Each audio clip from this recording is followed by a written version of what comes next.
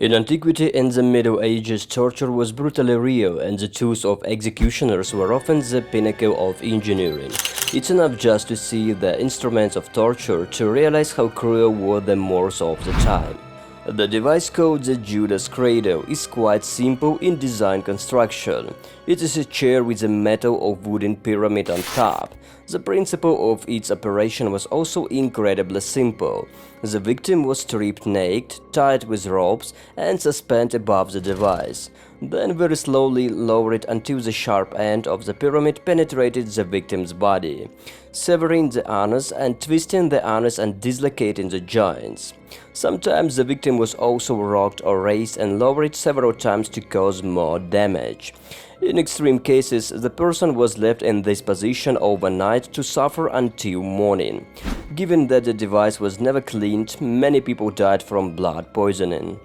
The next torture instrument, the Spear of Suffering. This seemingly harmless object brought inhuman torment to those on whom it was used. The Spear of Misery was used to punish women who had abortions, homosexuals, blasphemers, and liars. The principle of the spear was as follows. After inserting the instrument of torture in the desired place, the executioners began to turn the screw of the device, from which four parts opened like flower petals, tearing the victim's flesh. Victims didn't die directly from the torture of the spear itself. The object was rarely washed or not washed at all, so deaths came because of blood poisoning as well. Marriage with a dead man. A person condemned to this method of death was tied to a corpse. The dead man and the condemned man were then laid on the ground and left alone.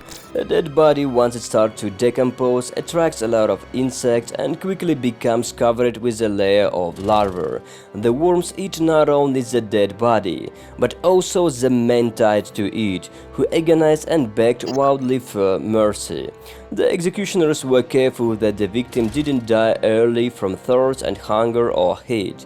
She was fed, watered, and covered from the scorching sun.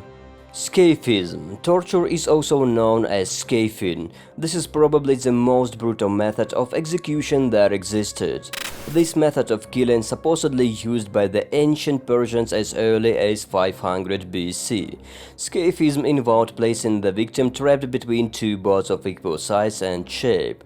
Only the head, hands and feet were left exposed. The victim was then given a mixture of milk and honey to drink. The mixture was also all over the face, which was constantly exposed to the sun.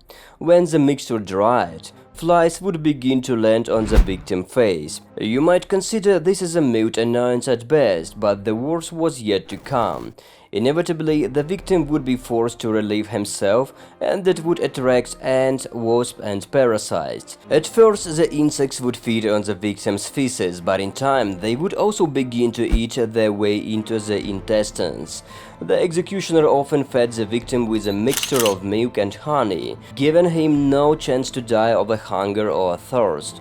When the victim finally died from the effects of the insects and massive infections, the top board was moving away.